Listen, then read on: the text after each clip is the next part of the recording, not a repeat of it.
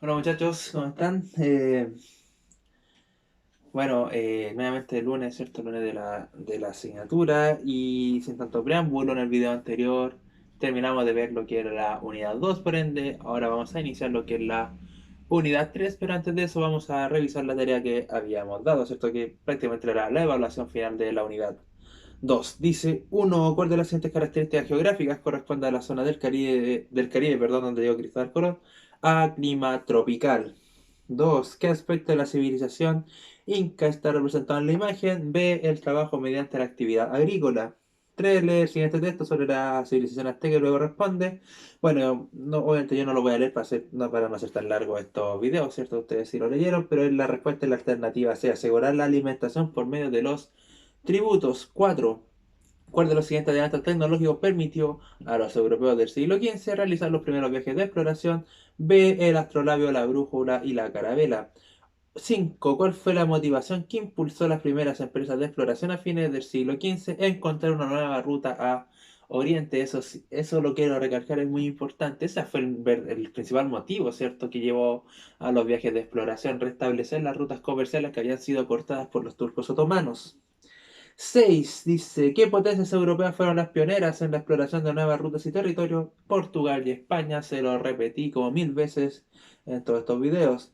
Después dice leer el siguiente texto, bueno, ustedes ya lo leyeron, dice, ¿por qué el descubrimiento de América es el más asombroso de nuestra historia según el autor? B, porque no se tenía noticia de su existencia hasta esa época. 8. ¿Con qué acciones se relaciona el concepto de conquista? C, tomar posesión y dominar nuevos territorios y sus habitantes. Eso es conquistar, ¿ok? 9. ¿Qué tuvieron en común las conquistas de los aztecas y de los incas?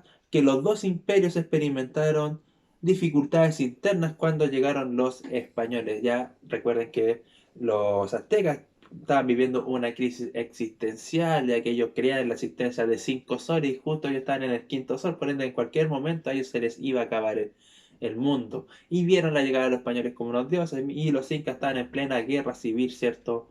Por el trono del Sapa Inca. 10. ¿Cuál fue el principal objetivo de la expedición de Diego Almagro al territorio chileno? B. Conseguir riquezas materiales y tierras cultivables. 11. ¿Cuál de las siguientes características de los imperios americanos facilitó una rápida conquista por parte de los españoles? B. La extrema centralización política de los imperios. Porque esto es como el ejercicio de una serpiente. La serpiente es muy larga, pero usted le corta la cabeza, ¿cierto? Y prácticamente se muere. Y lo mismo ocurrió acá, era cosa de matar al gobernante, en este caso para los aztecas matar a Moctezuma o para los incas matar a Atahualpa, y toda, cierto, su organización político-social se iba a derrumbar. Recuerden que estos personajes eran considerados seres divinos, estos gobernantes, por ende, que les mataran a un dios pierde prácticamente, la ciudadanía pierde prácticamente toda la esperanza, toda la fe, por decirlo de alguna forma. Después se observa la siguiente imagen y luego responde las preguntas 2 y 13. Y bueno, vemos la primera imagen, ¿cierto? Donde se ve a unos aztecas entregándole como, o entregando como tributo, ¿cierto?, a los españoles. Dice, según el creador de esta imagen, ¿cómo se explica la conquista del Imperio Azteca? Simplemente porque debido a las leyendas ellos creían que eran dioses, por ende la D. 13. ¿Cuál de las siguientes estrategias o formas de hacer la guerra influyó en el resultado de la conquista? C. La superioridad de las armas, ¿cierto?, españolas, como podemos ver ahí, especialmente el uso del caballo, las lanzas, la armadura, ¿cierto?, la espada y todo eso.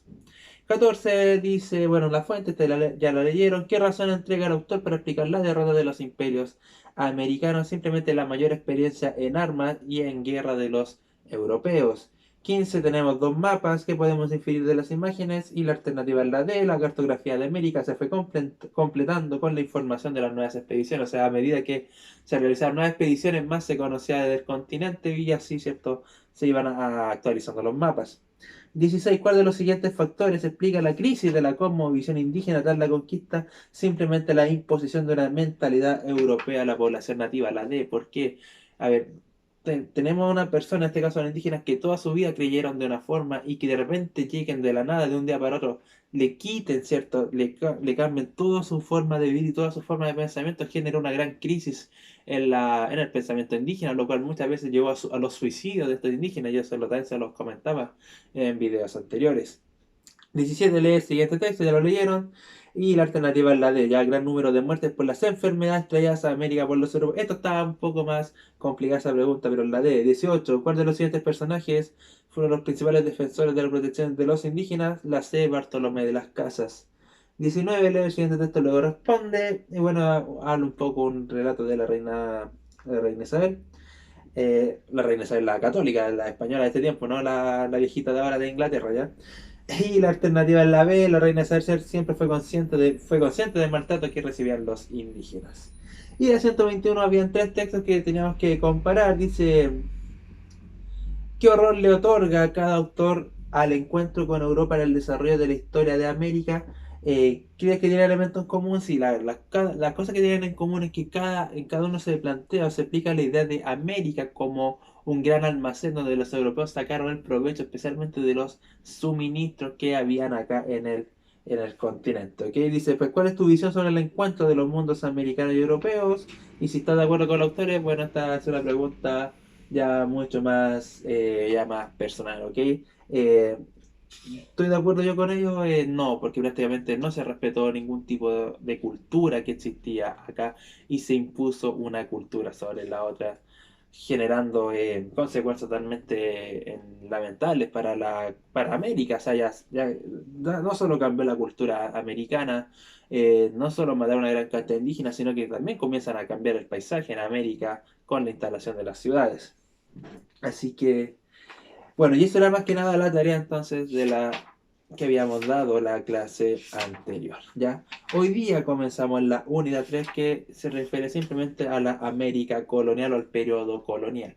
Y hablamos de periodo colonial a aquel periodo en que ya los españoles gobiernan en América, ya lo conquistaron, la conquista de América se consolida con el triunfo contra los incas y contra los aztecas, porque ya no tenía ningún gran pueblo, ¿cierto?, que les pudiera hacer frente a los españoles, excepto uno que nunca lograron ser conquistados, que fueron los mapuches, ¿cierto?, acá en el sur de nuestro país.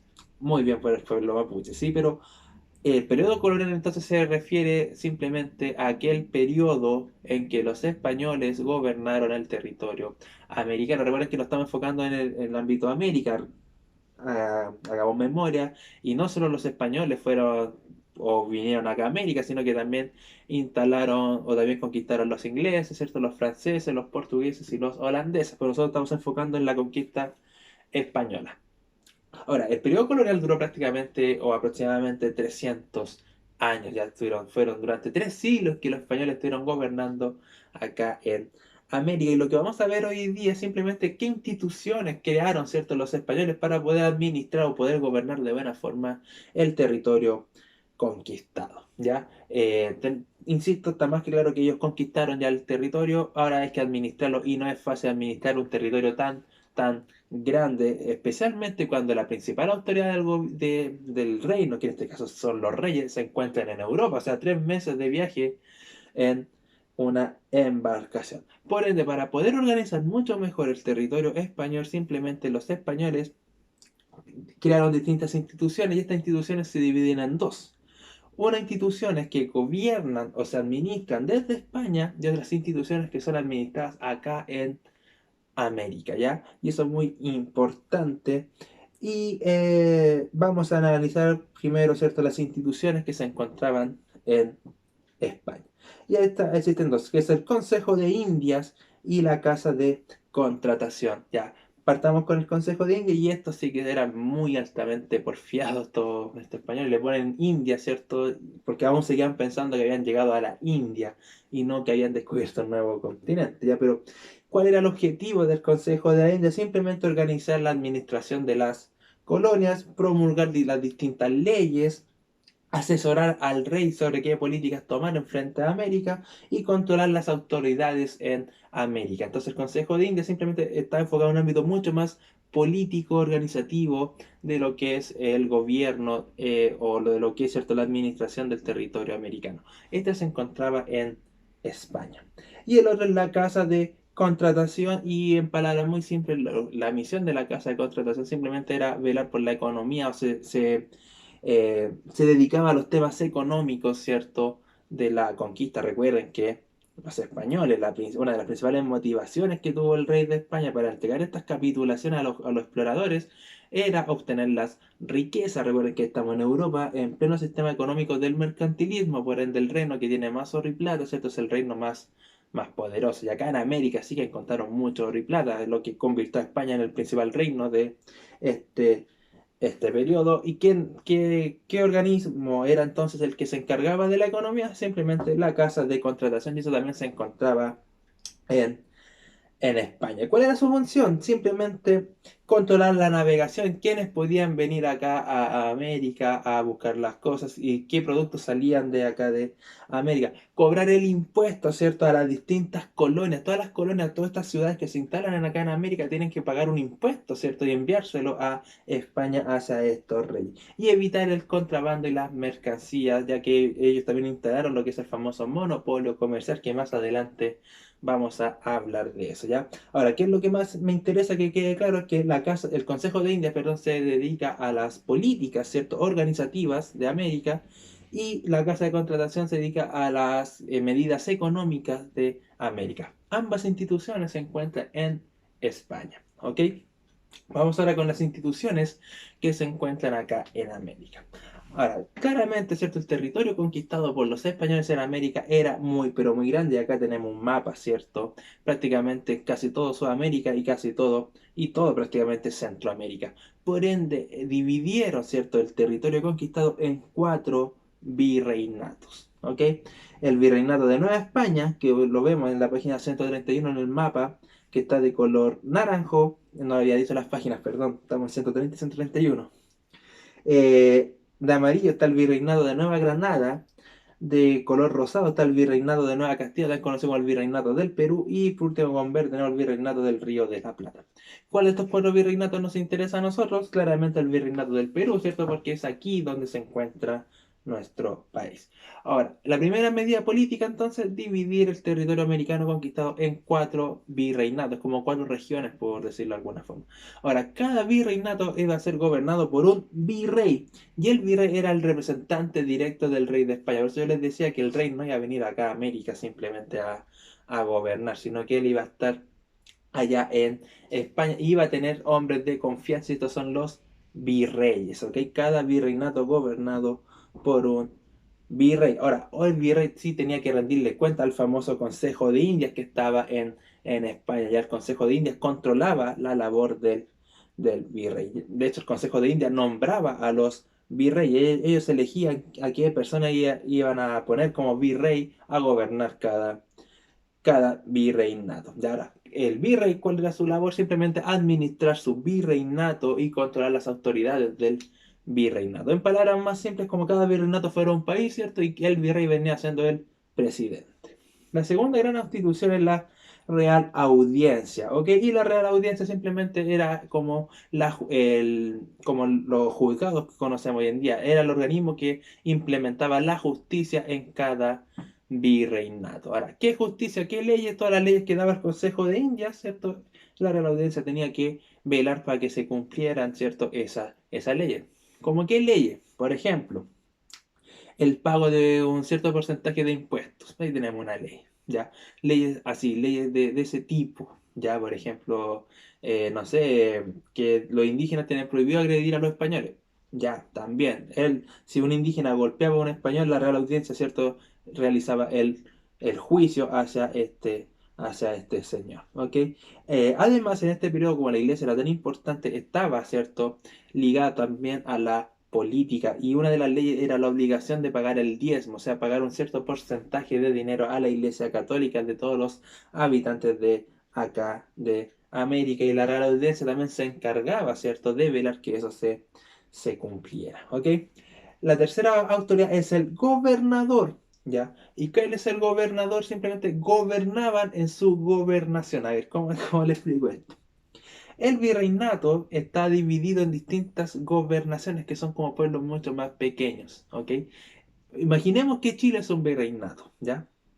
El virrey vendrá siendo el presidente, pero Chile aún así sigue siendo muy grande, por ende lo vamos a dividir en 16 gobernaciones, que son las 16 regiones que nosotros conocemos hoy en día. Y lo mismo ocurrió acá en estos virreinatos, simplemente dividieron los territorios en gobernaciones y cada gobernación estaba gobernada por un gobernador. Obviamente el gobernador tenía que rendirle cuentas al virrey.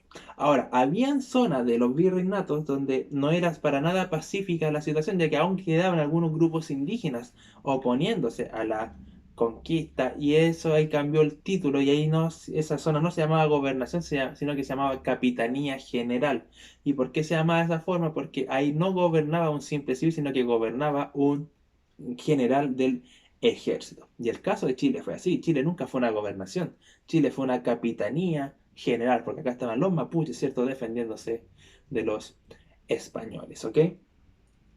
Después tenemos lo que es el corregidor, y el corregidor simplemente es el encargado de dirigir los corregimientos, o sea, la persona de que dividía las tierras entre los ciudadanos, ¿cierto? Que velara por el cumplimiento de ese orden.